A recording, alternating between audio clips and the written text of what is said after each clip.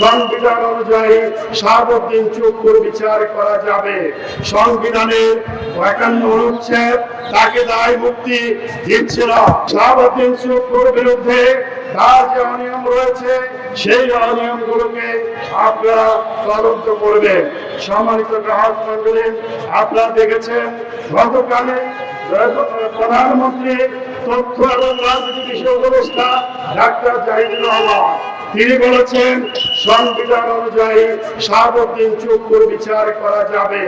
সংবিধানের ৫১ অনুচ্ছেদ তাকে দায় মুক্তি দিচ্ছে না। সুতরাং দুইজন, একজন মন্ত্রী, বাংলাদেশ ব্যাংকের গভর্নর, একজন উপদেষ্টা পরস্পর বিরোধী বক্তব্য দিয়ে জাতির মধ্যে একটি বিভ্রান্তি তৈরি করার চেষ্টা করছে।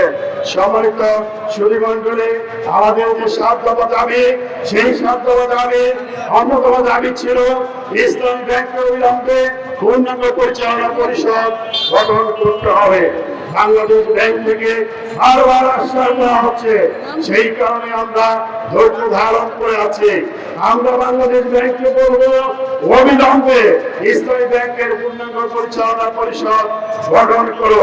যতদিন পর্যন্ত পরিচালনা পরিষদ গঠিত না হবে গ্রাহক রাস্তা ফিরে আসবে না, গ্রাহকরা স্বাচ্ছন্দ্যে ব্যাংকিং করতে পারছে না এবং কর্পোরেট হাউসগুলো ইসলামী ব্যাংকে টাকা ডিপোজিট করছে না।